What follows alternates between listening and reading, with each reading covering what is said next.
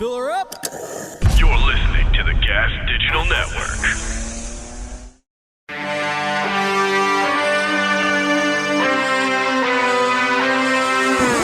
Yo! Oh my God! Yo.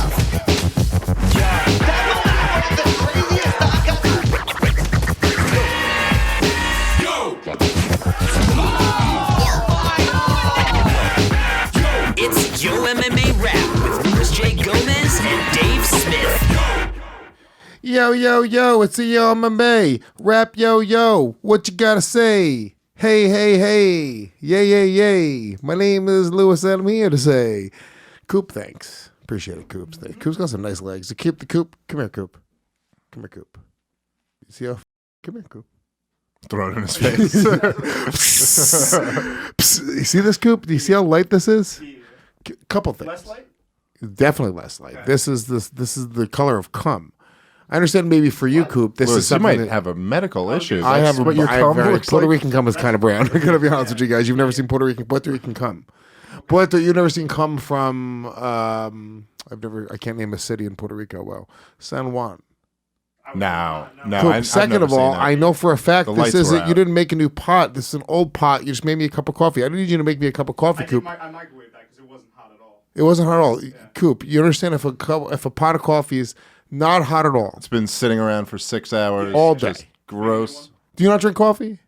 We had such a good episode last week. We had a great episode, Victor. I don't know what happened shit. here. I got my headphones on. Put your headphones on. Victor's here. Coop, can you get this out of my face, please? Okay, I'll make you into it. And can you never wear shorts that short in your entire life? You're again? gonna Keep hiking them down. you were gonna throw that in Coop's face, and he would have I was been gonna like, say. "Joke's on you. It's cold. It's freezing. been sitting here for hours."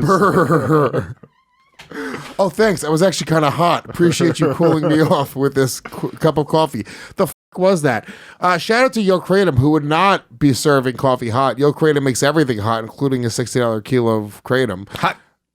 Kratom. Kratom, because we're not good at improv. Great show planned. I'm the Puerto Rican rattlesnake, the king of things, the point guard of podcasting, Louis J. Gomez. He is the most consistent motherfucker on the planet, Dave Smith. Victor, Yes, sir. it's a light week. It's a light news week. It is a very light week, and we really doubled down on MMAtainment. That's what I'm coining it last week. So we're gonna have to triple down on MMAtainment this week. Dude, I like to call it MM adjacent stories. MM adjacent, right? Did that work? MM adjacent. Yeah. MM adjacent. Yeah, MM there you go. adjacent stories. Victor, there's nothing here. There's 2 pages of horseshit, Vic. There's MMA. It's number one. It's MMAtainment. You just go with the good thing. I invented it. You can just accept that. And there's nothing going on. Even next week's fights, by the way, it's not really the strongest card to have up there. I'm gonna tell you right Cub now- Swanson's fighting.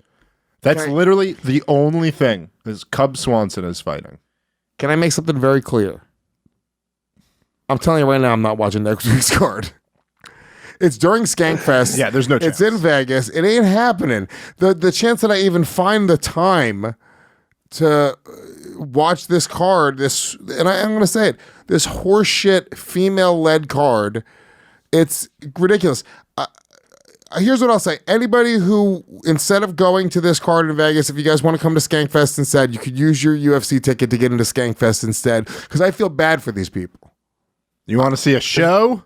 You come on down to You come watch Booger Beard versus Harrington. I promise you it's going to be at least as entertaining as Vivian Araújo and Alexis Grasso. Wish there Araújo. was Bellator next week. I really wish it was Bellator. The sound who is really doing the heavy lifting and Araújo. Come on, folks. That's not even her name. How do you say it, Vic? I think it's Araujo, but yeah, you Araujo. really botched that. The sound ho is really doing the heavy lifting in Araujo. That's All right. misogynistic. There was. I don't know, man. Is it wrong though that it's just like there a main event that's a chick fight that's not even like I don't know. I just don't know who these chicks I'm are. not watching it. Well, I'm are not they watching attractive? it. I don't know. Pull 'em I up. haven't looked at these women lit. Yeah, we should Pull up look at it. See if they're Vivian attractive. Araujo and Alexis Grasso. I like the fact that they rhyme. It sort of fits the theme of the show. Arajo, Grasso. That's true. That's Yo, not yo, bad. They yo, got yo. something going for them. All right. Can we see? Let's see Vivian Arajo. By the way, this is our 40th episode, and this is what we're presenting. This is our 40th episode. Yep. Fucking Episode 40th? 40. Really? It's a big deal. It's a big day, Yeah. folks. I've been going since January. There you go. Is that both of them? That's both of them. I'm assuming Arajo's on the right. I'm assuming that my boner is not going to work for at least a week. I mean, patata here, folks. They're not ugly. They're beautiful women. I call them. They're and that's fine. They're also good fighters apparently. Alexa is potato and Vivian's potato. Oh, no. I got to disagree with you on that one. Arajo. You know What are their rankings, Vic? Like, are these even like, how are they main eventing a card? I don't mean to be so shitty. These chicks are very good at what they do. It's just from the fans' perspective, I'm not very motivated. Let me look it up right now. I got the Grasso's ranking is number 5 in the women's flyweight, and then Vivian Arajo is 6. yeah. There you go. So Folks. 5 and 6. folks, it just ain't happening. You know, the only fight on this card where I've heard of both fighters on the main card is Askar Askarov and Brandon Royval. And we've had Brandon on the show. He rules. If Askar Askarov was producing, if it was Coop, if he was Askar, I wouldn't know. I'd be like, is that Coop or is that Askar Askarov? I have no idea. Who cares? You know, UFC should be coming at us with better events. That's what I say. I'm not Well, going to they sit have here. coming up, what is it, in a couple weeks, the big one. That's going to be an incredible event in Abu Dhabi. 280. Yeah. How far away are we from that? I believe. Let's see here. It's on the list. No, not Charles not on Oliveira, yours. Islam Makhachev. October 27th. So that's next week. Yeah. October 22nd. Oh, no, yeah. I'm sorry. Next week? No, I'm sorry. It's No, in no, 2 no. weeks. The 22nd. Two there's a card. Saturdays. 2 Saturdays. No, 22nd, 280. Yeah, that's Oliveira, Makhachev, Aljamain Sterling. TJ Dillashaw. I'm Peter going to Yan, be. Sean O'Malley. I'm going to be This is- in Belize. Dude, this is a fucking loaded card. And then they also got, what's his name is fighting on the prelims? Bilal Muhammad and Sean Brady. Yeah. Fucking I great will be fight. watching this from Belize, from my villa on the beach. Nobody believes you. No, everyone believes me. Believes it because I'm going, doggy. Placencia. So your sad aunt is still going to be waiting at the movie theater for you? No, what's fucked up is I bought my aunt tickets to go see. Oh, no, that's right. It wasn't movies. It was, Oh, did I tell you this? yes, you told me. Yeah. I bought her tickets to go see Engelbert Humperdinck. I like that you said the sad thing is as if you had no control over the situation. Yeah. Because the sad thing is that I'm a scumbag. Well, no, look, I didn't fucking carve out a day in my calendar for Engelbert Humperdinck. I was bringing my aunt to see it. It was cute, okay?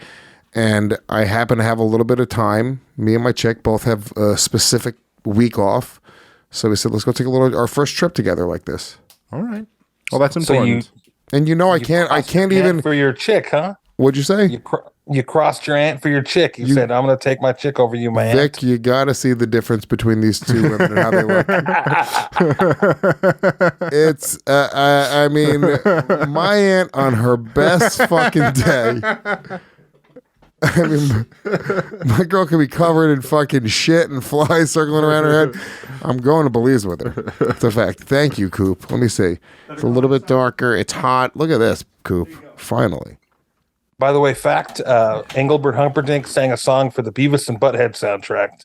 Beavis and Butthead Do America. It was called "Fly with Me, Lesbian Seagull," and it's beautiful. Let me hear it. I would love to hear it. They sang that song? Or he- Engelbert Humperdinck, he sang that song. Why do I for the remember it, soundtrack. kind of? It sounds familiar because we all saw this movie. I saw this A long time ago. So Long little time known ago. fact that movie was the first time I hung out with like some of the kids who became like my friends throughout high school. Gene Kelly, Gene from the airport, from the poem Legion of Skanks. My Singing buddy in the rain. Yaver Joffrey. Jobber. Yabber, Yabba Dabba Doo.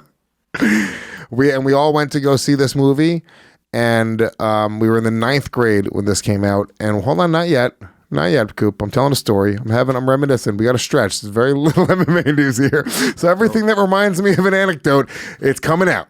All right. We're going down that path right now. So then we went to Baskin Robbins. No. What's the Ben and Jerry's?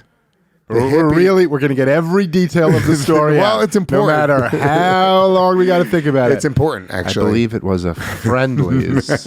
No.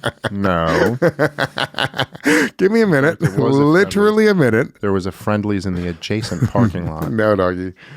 What I'm saying, because we had a Vermonster, which was it was 30 scoops of ice cream or something like that, and like 2 brownies and a cookie, and you put it all in this big giant bowl, and if you and your friends can finish their Vermonster, you get your name on the wall.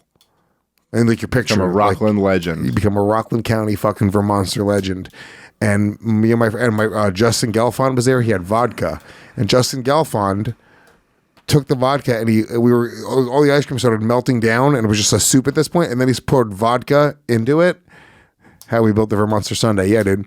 It's a visual aid for the story. I appreciate the visual aid. Finally, my fucking production team coming together and doing something for once. Ben and Jerry's was started in Vermont, and so they named the Vermonster after their home state. Yeah, that is also true, by the way. Side note. We're just going to keep running with facts. We can just go. I'll go down to Vermont. I love Killington. Best skiing I've ever done in my entire life. Vermont first joined the guys. Let's all tell our first skiing stories, and then we'll finish up on this Vermonster podcasting 101. We're coming back to this. This is how you stretch it. Jesus fucking Christ!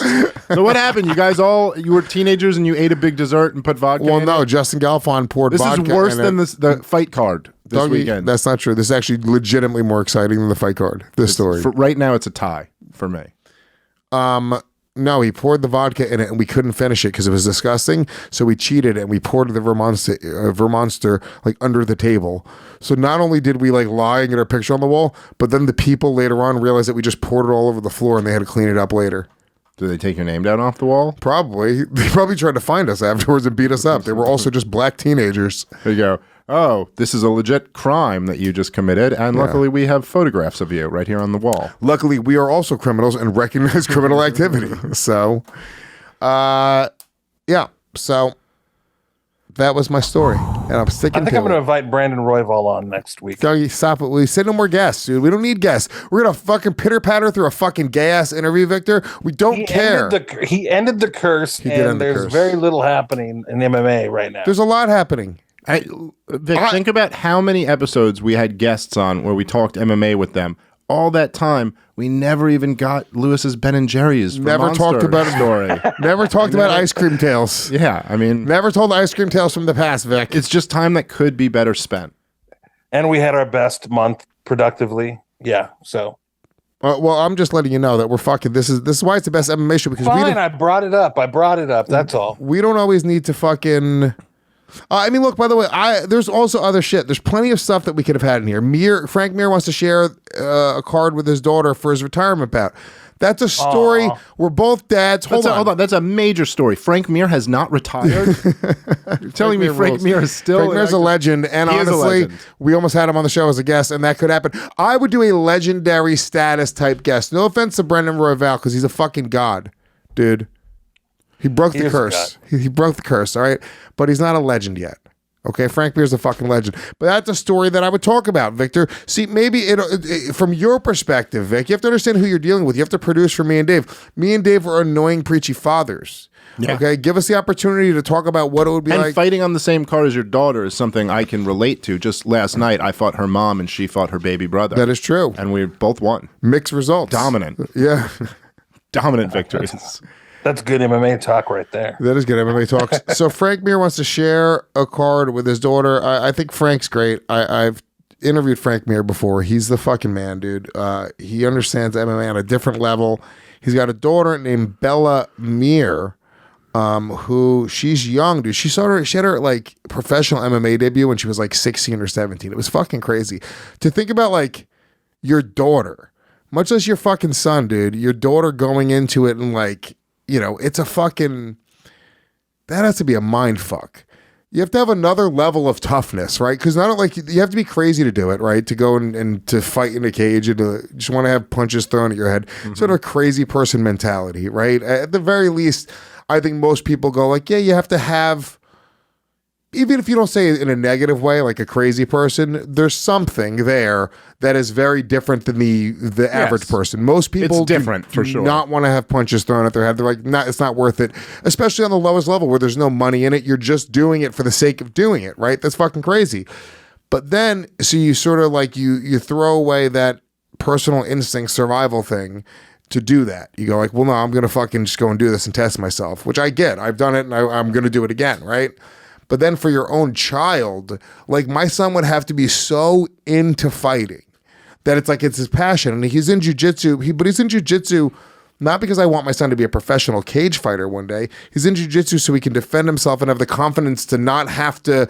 Dude, I was bullied as a fucking kid, and I thought about those kids for so long. I mean, up until I was an adult, but to give context to it, they continue to bully you to this day. Those kids moved into Lewis's neighborhood and ruthlessly bully him. Yeah, dude. But the reality is, I think about that. I did for a very long time. You just think it's a fucked up thing, man. All those fights you didn't when you didn't defend yourself, or you got bullied, or you didn't stand up for yourself, you didn't stand up for your buddy that one time. Like I think about those things. I remember my John Hickey got bullied in front of me in the 9th grade. We were in the 9th grade, and these fucking older kids were just kind of being shitty to him, dude. And they were just 3 of them, or like they were just bigger. They were like 11th or 12th graders, right?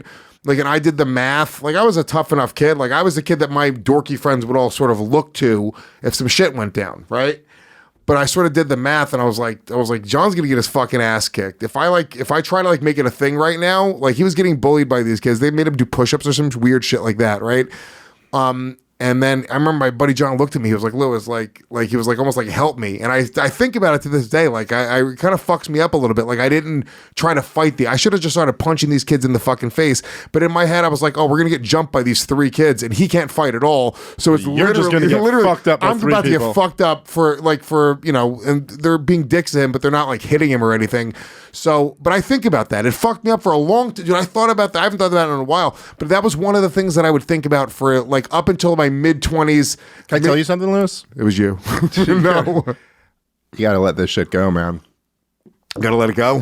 Now? It's not your No, fault, I'm gonna find Lewis. those kids, dude. Lewis. You know, it's I not your felt that fault. way, by the way. You know, I was listening to someone berate someone and then make fun of his appearance, you know, and I deal with this once a week at least. And it really affects me. And that person is Coop. Coop, I wish I defended you earlier today. Vic just did the math. He was like, Lewis is there in studio. I'm on a computer thousands of miles away. You know, this is just going to end up bad. This just isn't going to work. Lewis did say I had nice legs, though. I didn't forget about that. You do have nice legs, but you need to start. It's gay that you're trying to show them off. You know? Like, it's fine, dude. If it wasn't gay, why would Lewis be so turned on? We should never know a man has nice legs until it's too late. Hate crime. You're in a fucking... This guy with great legs is raping me. Yeah, dude. Or you're like the first time you're like on vacation together. You're in a pool. He's wearing like you're like, oh shit, this dog has got some nice fucking calves on him. Yeah, dude. Calves. He's got some nice calves. caves. I forgot the word for lower legs. Calves. He's got some nice calves on him. I should not know that in the work environment, our office. We should be in a steam room for the first time. I should look down at your legs and go, oh, dude, nice fucking legs. It's unprofessional. Getting bullied. I got bullied real bad, especially when I was like a younger kid. When I was like 6, 7, 8 years old, and it fucked me up for a long time. And like throughout, I'd say, like into being a teenager and stuff like that, it was still something that really shaped me. It's a fucked up thing. It's a beautiful thing to be able to have your kid like know jujitsu and be confident that they can handle themselves. Forget even ever having to use it. Just having the confidence. Like, 9-year-old me, I feel like I would smoke my son. Like my son is such a privileged little pussy compared to me, but not really. Like my son's been boxing. And like my son knows how to like just throw a leg kick. If he threw a leg kick at me right now, it would hurt. Like he knows how to throw a leg kick. He knows how to lay in a fucking overhand right. Like he knows how to like slip a punch and like. The question is, would he do it in the context of a street fight because he is just such a sweet kid. Yeah, I don't know. Like, would he be able to hit someone? But I think it would kick in. I think the instinct of him going like, oh, I know jujitsu. I know how to get on top. I know how to mount. I know how to. The jujitsu thing is really what would. I think it would. He does it so much that I think the muscle memory would kick in. Well, I think also for like a sweet kid, like if people don't know, like Lewis's kid is legitimately just like the sweetest kid you could imagine. Like very just like concerned with other people's feelings and very, very nice kid. The thing about jiu-jitsu that's perfect for someone like that is that he might, even if he's like knows technique, he might have like some hesitation about like punching someone in the face because he's just like, I don't know. I'm like this innocent 10-year-old. But he will not have hesitation about slapping a Kimura on them and snapping their shoulder. No, but just to control someone's like controlling position isn't like that. It's just like, I can just fucking take your back and just. Which very often when you're bullied, I mean, I remember being ground and pounded. I shouldn't say being bullied. I got ground and pounded in the 6th grade by this kid Baba Tunde, who I was bullying him. To be honest, I was bullying him and this kid John. I took his milk and I emptied it out in his plate. Did you start this lunch? I remember getting bullied this one time. I kept taking this kid's money and he snapped and beat the shit out of me. Like, Jesus, you fucking bully. And I took this kid's milk and I did the bully move where I poured it over his lunch tray.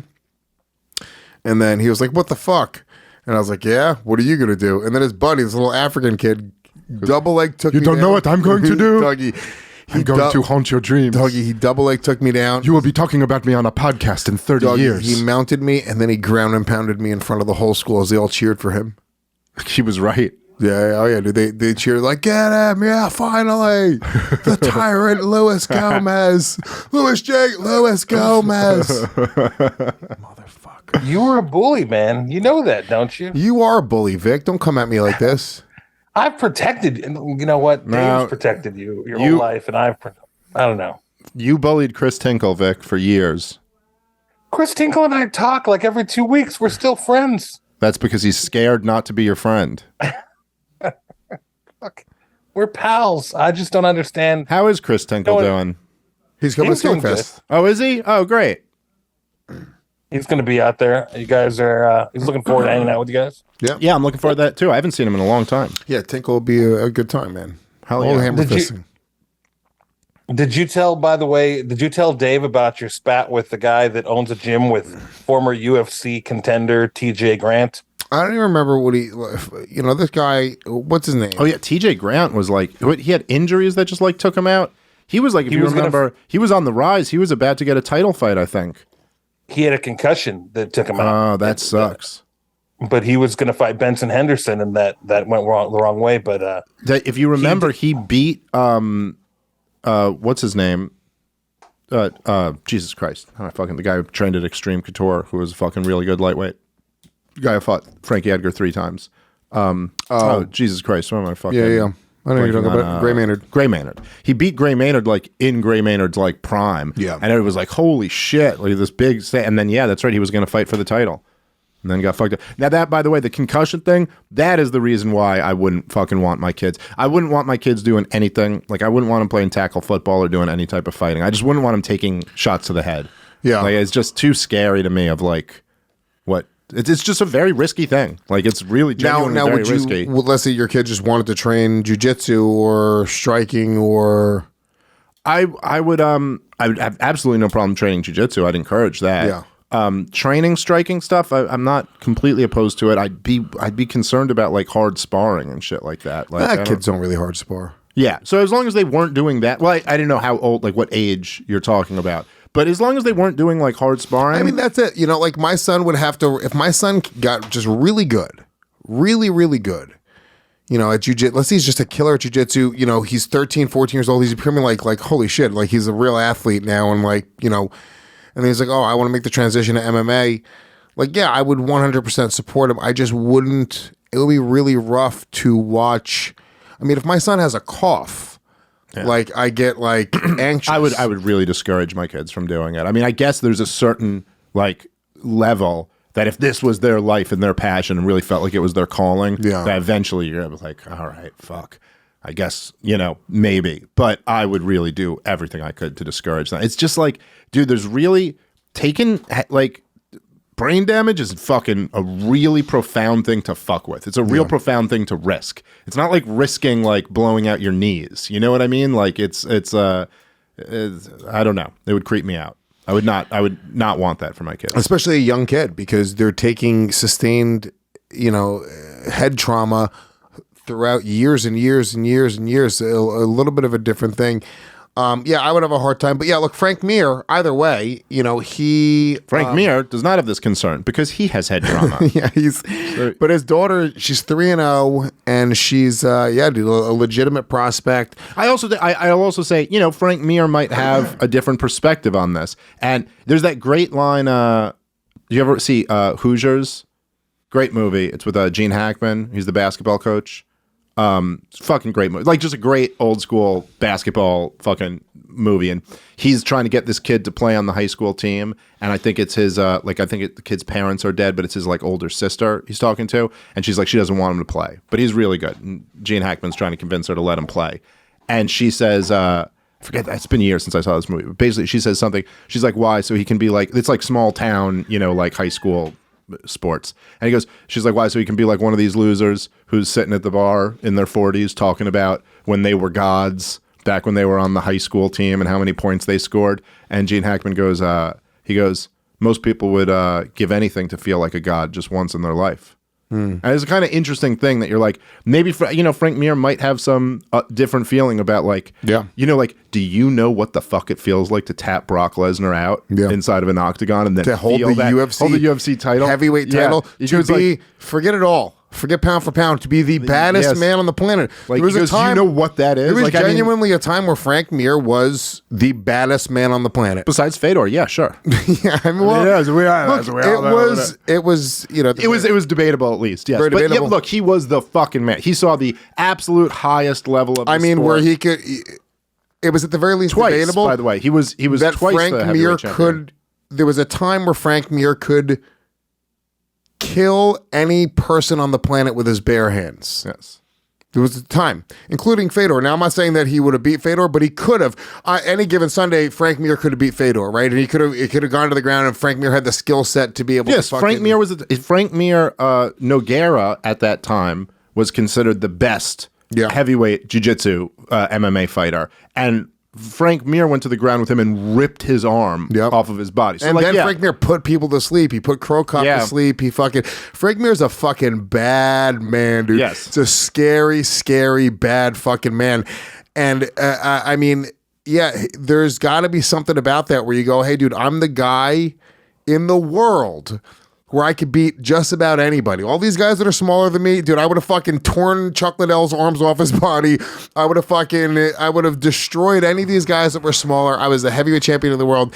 And that glory and that greatness, very few people in the world can experience something like that. That's a very, very high level. This is the one I was talking about. And this was the guy who's considered to have the best jiu-jitsu. Wow. Wasn't going to tap. Broke his shoulder. And flips him back over and then won't tap, and still ends up tapping anyway because he ripped his shoulder clean out. This is when he knocked him out the first time they fought, which was... Frank's a fucking monster, dude. Oh, yeah. So you're right about the perspective. They might just have a different perspective. And honestly, look, I know this girl wrestles. She's like a super like accomplished like high school wrestler and athlete. It said, when you have also the perspective of like, I'm sure he's going, these girls are just gonna punch you in the face. They're girls. What are they gonna really do? It's like I fought fucking the biggest, baddest men on the planet. Maybe that also goes into his mind. Let me know when you're fighting Brock Lesnar, and I'll be concerned. For now, I think you're all right. But he said he would let her headline a card, which is very nice. Now, obviously, I don't think that would happen, but maybe. You want me to finish out the scenario? You want me to tell you how it ends? Go ahead. Okay.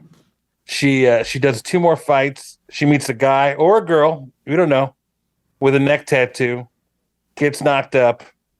He or she makes it to Bellator, but they quite don't happen. Then he goes to work with her dad at the Spearmint Rhino out there in Vegas, and that's how it ends. As a bouncer Am I or a being stripper? cynic today? Or am I just what is going on with you, Victor? There's a darkness floating around me today. Her name is Bella Mir. Bellator. Bella Mir. There's a path. There's a path there. Good branding effort. So, all right. So, all right. This guy on Twitter. So, I guess me and you were talking about something. And I made the point That does sound like us. I made the point that at the end of a jiu-jitsu class, you compete. You know, there's 15 to 20 minutes of rolling, and it gets pretty competitive, you know. I don't remember exactly what I said, but this guy, Alejandro Macedonia, sounds like a goddamn fucking nut. Rolling at the end of a class and competing are not the same at all. I'm a black belt. I've competed at every rank. You don't know what you're talking about. Oh, he does. MMA Wrap at. I kind of get where he's coming from. Okay. Then I wrote, maybe you roll like a bitch. I'll tear your fucking shoulder out of your body, pussy. Right? Okay. Then he goes, I own a gym with a former UFC contender, penis breath. So then I wrote, Penis breath. We used By to the way, like- he was I've never heard of a somebody else UFC fighter named Penis Breath. Any relation to Booger Beard? I'm fucking on a roll here on Twitter, by the way, folks. Crushing it. And then did it teeter off after that? I don't know. Teetered off. I like the penis breath is an insult from E.T. that the 8-year-old says. Hell yeah. we used to use that one when we were kids. Penis breath was something we would throw out in the 7th grade. It was a good one. You didn't want your breath to smell like penis. No. Why would it? Everyone's mom's breath smells like penis. Kind of. But how often your mom kissed you on the face after she had penis on her breath? Not often. I bet you she did, dude. I bet she sucked your dad off and then she came out and made you breakfast multiple times. My mom and my dad weren't together for my entire childhood. When did they break up? My point is she was sucking random men. Oh my god! It wasn't even your DNA. Oh, she's kissing you with random dude DNA. Yeah. So no, look, I don't know who this fucking guy is. Okay, but if he wants to come and get some at Alice Mania, he can do it as well, dude. Get in line. Yeah, but Get in line, Moicano. But get in line like behind all the white belts. Macadunos? Who wants to fight first? Menudo. By the way, he respectfully, but that was a reaction to somebody else who asked him for his credentials. But I don't He think gave it to him. But I don't think his point isn't really that good because Lewis was saying competing in the casual sense of the word. Like he wasn't saying that it's the same thing as being in a competition as to roll at the end of a class. He was just making the point that you're competing. You're using your jiu-jitsu against someone. Yes, I wasn't saying that. Like, yes, obviously, high level competition. You're going in a much harder, much crazier. Capacity. Yes, at the end of jiu-jitsu class, you might be trying something or working on something new. Whereas if you're going into a competition, you're trying to win. The point is, compared to other martial arts, okay, the jiu-jitsu is put into practice. It is a practical martial art. When you go at the end of, I'm telling you right now, at the end of class, I try. I am trying to tap out the other guys. They're trying to tap out me. We are trying to impress the instructor. We are trying to fucking get one over on each other. It's not the same viciousness. We're not trying to hurt each other. I'm not going to go like knee belly and dig my fucking knee into somebody's fucking, I'm not going to, really snap an arm back if I catch an arm bar, without like, I'm really caring about this guy because it's my training partner. So yes, there's definitely, it's not the same intensity or level of like competition, but it gets pretty hardcore. And there are guys who go really fucking hard. There are guys that really are fucking going out there, and they're trying to test themselves. The high level guys, there's brown belts and black belts where you're like, holy shit, these guys are fucking going at it. So he knows what the fuck I'm talking about. He knows what I'm talking about. Come on. By the way, what you said, just to be clear, you said you could beat Tom Hardy. I can beat We Tom were all Hardy. talking about how Oh yeah, you know what? Now we're pulling it back to that. Okay. I can. because Tom Hardy had won those BJJ tournaments, and you said, Oh yeah, can you beat were. every day. You were actually really making the point that he's accusing you of making. You were. I was like, well, you've never competed, and you were like, I compete every day, doggy. It's the same thing. It's exactly the same. Okay, but here's the thing. I don't believe that Tom Hardy's experience competing in a jiu-jitsu tournament, it gives them that much more of an advantage over what I've done. And I do think that I would beat Tom Hardy in jiu-jitsu. He's half my size. Well, This the size thing is a big Let's see. deal. Takes out opponent. Get your back on the mat. Control his wrist. Grab his wrist. Get it off your neck, first of all. And then get your head and back on the mat. He's tapping. Well, can I ask a question to both of you guys? What? Have either of you competed in an actual competition, like a sport? Yes, Or a I have tournament? an amateur MMA fight, Victor. Okay. All right. What are you laughing at my amateur MMA fight? My life was on the line. In a sport, like a combat sport, no. Or even like I was in a wrestling tournament. I was in wrestling tournaments in high school. I'd consider you guys that. done anything? I consider that a combat sport. No, I mean I was a basketball player in high school, but I played a whole lot of basketball. But Well, then, so when you played basketball, though, you were out there to win that game. It was a little different than just practicing, right? well, mean, for sure. yeah, but like that's a fair comparison to this. But I think the point is like no, there would be games like we would scrimmage in practice. That games that got really competitive that were, I mean, at the same, like in the same sense, you were trying to win. Like you were really fucking, yeah, we would do things where like, you know, you had to like fucking run suicides, whoever lost the fucking game. And it was like, you were trying with everything you had to win. Dude, at my jiu-jitsu gym, the losers have to commit actual suicide. Yeah. Well, that's a little bit higher dude. stakes. So- My coach used to always go at the end. He was a great coach, by the way, but every time, and it still worked every time you compete. And then if you won, he'd go, maybe you be a good teammate, you run suicides with him. That's all I'm saying. Oh, no. You want to like show them that we're a family. No, here, we we're camaraderie. won. And every time you would just be like, all right, yeah, I guess I got to do it because you wanted to impress the coach. Of course. But That's the one thing that I hate about jiu-jitsu, by the way. they're like, maybe even though you beat him, you commit suicide. I'm just saying. Me looking over for the approval of this man all the time, it fucks me up a little bit every time. It's just like the time those three guys bitched you and your friend out and you did nothing. I did nothing. I just let John do push-ups. They bullied him like the $1 Million Man. Your form's off, kid. Hey, your butt's up in the air. That one doesn't count. I read that story, by the way. The kid, the famous one, where he was like, if he could dribble the basketball or whatever, then he kicks the basketball out. The kid, the $1 Million Man, like the little black kid. Yeah. With Ted DiBiase. Yeah. They came out and said that was like set up. Like they gave him like free tickets to like be there, and he got to meet all the wrestlers backstage in order to like be a part of it. All right. Well, that's nice. Yeah. I really thought $1 Million Man just fucking didn't give a shit. You're like, Jesus Christ. I mean, I know this guy's rich, He's but soulless. Soulless. Okay, so let's see. Alistair Overeem wins a glory kickboxing match really? against Badr. Is that how you pronounce it? Badr Hari. Do we have the highlights of In their this? trilogy bout from Saturday night. It was a comeback. Apparently, Alistair was losing the fight. Alistair's just a fuck. First of all, he's on steroids again. There's no way he's not. I saw a picture just him not even flexing. It was crazy. Really? He's definitely on steroids again. They're not testing. There's no USADA testing in glory kickboxing overseas. More power to him. I also don't really have a problem with these guys. If they're going and competing in an organization where nobody's being tested, just let it be fair. Well, it's almost, if that's the agreement, like if we're all doing steroids here, then fine. Yeah. It's like bodybuilding competitions. People are like, oh, they should be clean. I was like, I want to see freaks. What are you? They should be houses. What is it, bodybuilding? What? First off, I don't want to see any of it. I don't understand who enjoys see their bodies. This is. Oh, I don't know if he's on steroids. He doesn't look like he did when he was on roids. Ooh, he's getting. Why does that guy have a big hairy patch on his back? See that? Confident fight week. Dude, oh my God. Those fucking punches are so heavy. I think Bonner's kicking game. I mean, just the idea that. Is that a giant mole? Is that mole or just hair? I don't know. It's weird, though. It's fucking me up. I think it's a giant moley hair, a hairy mole. Alistair was just grossed out by his back, so he jumped onto the ground. Ooh, nice uppercut. Ooh. Dude, imagine. Ooh.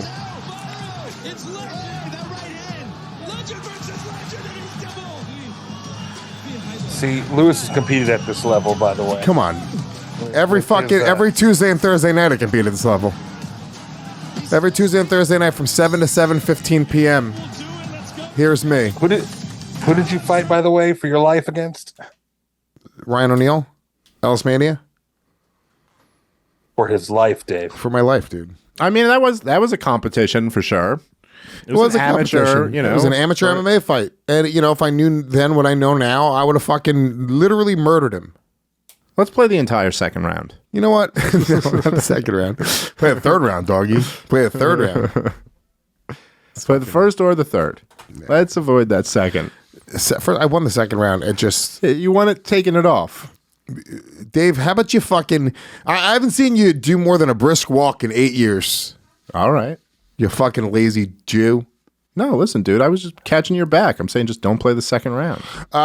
Greg Hardy, who was Got defensive recently about that. Greg Hardy, who was recently let go from the UFC, made his pro boxing debut against who was this guy? Who cares? He was half his size. That's the main gist of it. Yeah, it seemed like kind of a weird fight. Let me see. Watch the walk up. By the way, to this. Look at him. I mean, the size looks ridiculous. You can't believe they let these two fight. Oh my God, Greg Hardy's big, huh? And he needed 2 rounds to take him down. This guy didn't want to be in there. Yeah, it looked like that. That guy was just fucking, yeah. He didn't want to be in there. Yeah, jeez. How is that sanctioned? He looks like he's like 3 weight classes bigger than him. Yeah. Well, I mean, depending on what the weight limit is. Yeah, I guess. All right. That was bad. All right. So look, maybe, you know what? If fucking Tom Hardy doesn't want to fight me, or doesn't want to He's do been jujitsu, ducking you. he has been ducking me. Another celebrity apparently is doing jujitsu. Megadeth's Dave Mustaine. He gets his brown belt in Brazilian jiu-jitsu. Okay. He might cost You him. could be Dave Mustaine, I think. I mean, when I see his head, I'm like, I feel like I could take him. But then you see that brown belt. I see that brown belt. How old is Dave Mustaine? 61. There's got to be an age, right, where he just like somebody deteriorates. A 61-year-old who just got his brown belt, though, he could probably tap you out, no? He must be still able to be really good at it if they gave him his brown belt. No, because that's the thing. You can be an old, like if you start jujitsu at 70, you can make your way to your black belt, and you're never beating a 19-year-old blue belt. It's just not happening. Right. You know what I'm Okay. saying? Like All right. you'll still get there because it's just you're sort of like competing against yourself. It's like there's older guys in class, and you sort of work through it.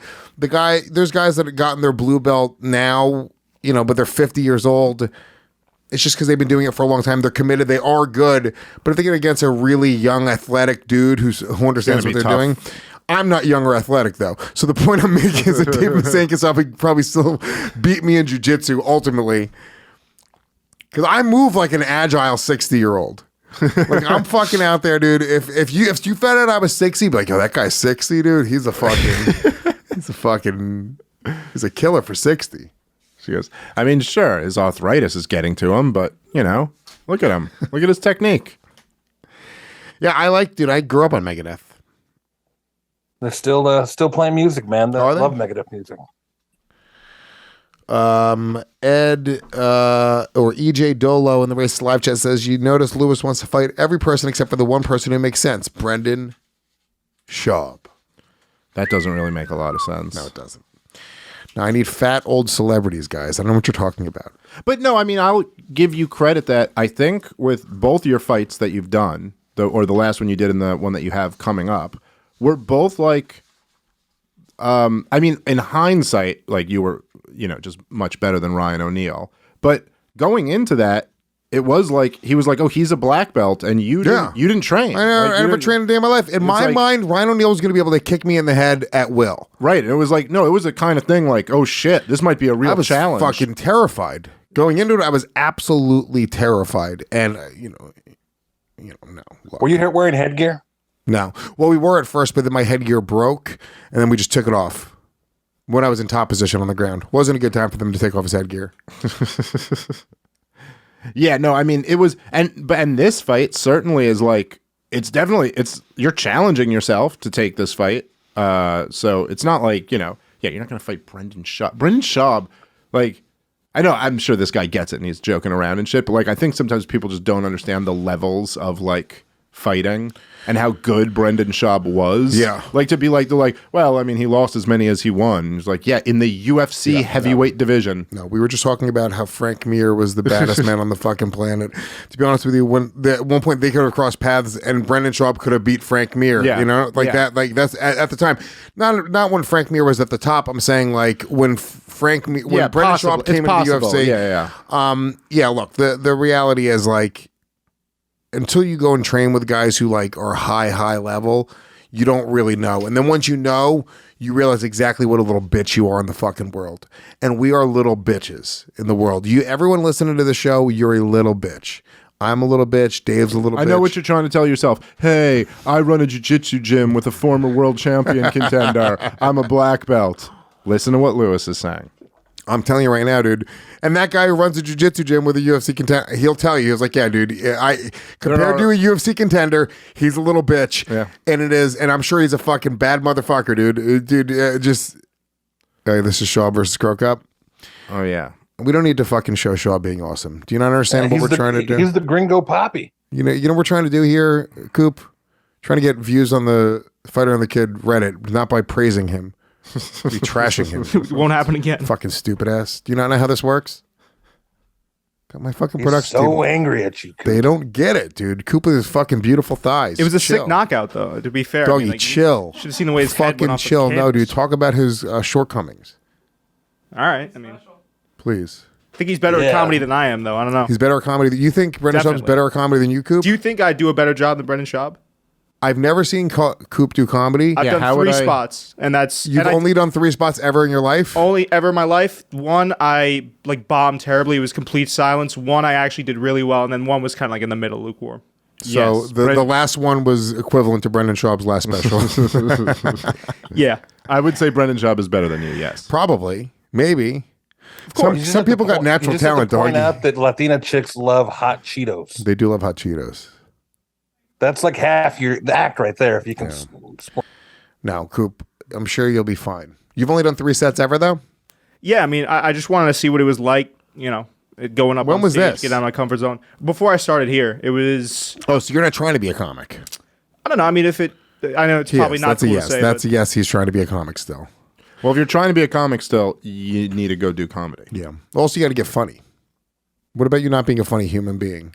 yeah, I mean, that's tough. That's a roadblock. You for need sure. 2 things. Can you Coop. go back in time and have a harder childhood? Yeah, Coop. yeah. You That need would be 2 helpful. things. You need to have. You need to be funny. Right. The number one most No important brainer. thing. Yeah. And then you need to have good taste in comedy. Okay. You have to like great comedy because you can be a funny person and like horse shit, and that can lead you down a really bad path. I like Dave Chappelle. I mean, I listen to most of Dave Chappelle's, Bill Burr's stuff. I saw Bill Burr live the other day, so I feel like I have some good taste. Damn it! If you were funny, Oh, man, you've got one out of the it's 2 even sadder qualities. because he has half the qualities, dude. I was bullied for my notoriously thin legs in high school, though. So that And is look that at, is that look a at them good- now. Yeah. And look at them now. Yeah. So that's why you're showing off those beautiful legs. Yeah. Get back at those kids from high school. Exactly. They're watching right now. All right. Go Can ahead, I offer some advice Please. as a non-comedian? please. And this is why I've always felt, Lewis, that I mean, you've gotten pretty high, Lewis, but you could go over.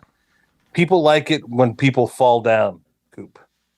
You're going down the stairs, you trip, you roll down. You're saying literally. Get up. Oh, dude, that's me all the time. I'm like the type to think about walking I thought you were while I'm saying walking. figuratively, like fall Yeah, I down thought there in was going to life. be a deep message there. You're just saying Vic, go is that up a on reboot stage. reference? No, I don't. No, this is my honest opinion, right? Go here. go up on stage and just fall a lot. Coop, if you could find an escalator going up and if you could just continuously fall down it just forever in perpetuity, bang. You're taking Lewis coffee. You stumble, you spill the coffee on yourself. That's hilarious. I'll make sure to do that next time. All right. Let's see. Uriah Hall, who just retired from MMA, is set to make his boxing debut against NFL player Levon Bell. Who's Levon Bell? I've heard this name. He's Running back for the Steelers. Former Right. running back for the Steelers and the Jets. Yeah, this seems insane. Is Levon Bell like an extremely amazing boxer? He must be really good. Uriah Hall is a really good striker. Yeah, I mean, I don't know, we've never seen him box before, but he throws punches that are very good punches. He's a great striker. He's a great striker. He's fighting a football player. Does a football player have some MMA? Can we see Levon experience? Bell hitting pads or something? Do we have any, I think he's had some He- fights before, Oh, okay. He has. and he's knocked someone out. I'm pretty sure. Ooh. Yeah, Adrian Okay, Peterson, so he- another football player. Wait, he knocked out Adrian Peterson? Yeah. I have the video here if you want to see I it. must have missed this. He slept him.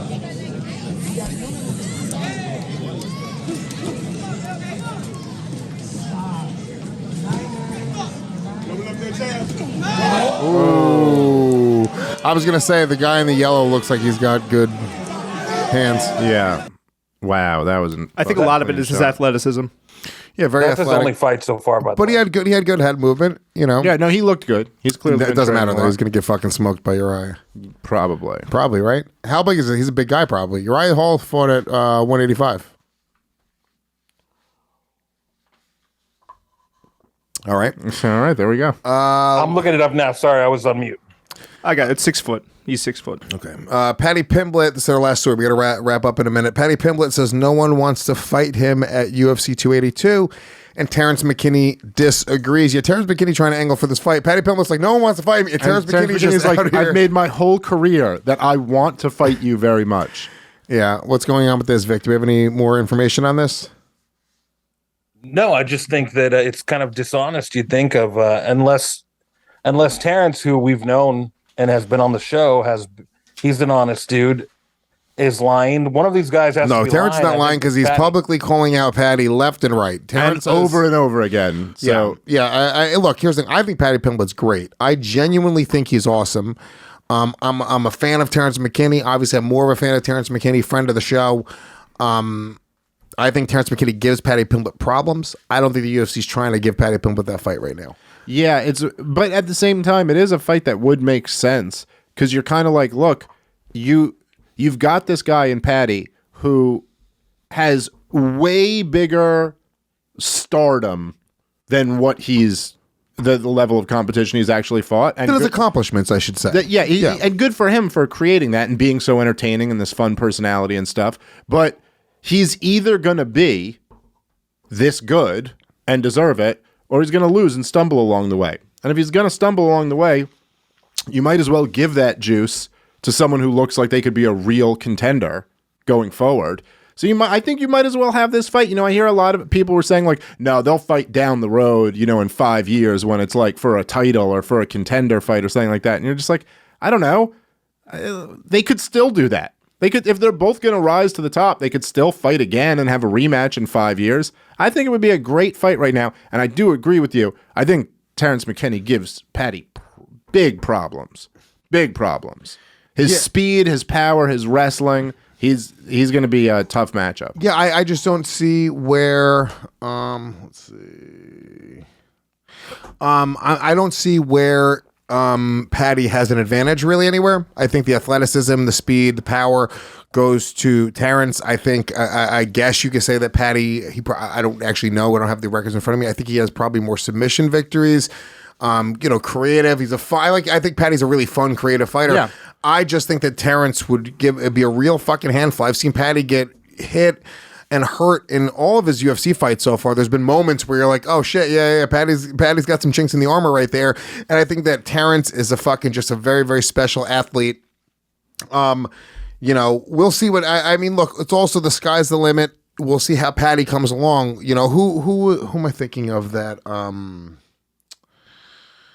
Who am I thinking of that fight at 170 that was British that just sort of teetered out, that didn't have his... Till? Yeah, I'm thinking of Darren Till. Yeah, Darren Till.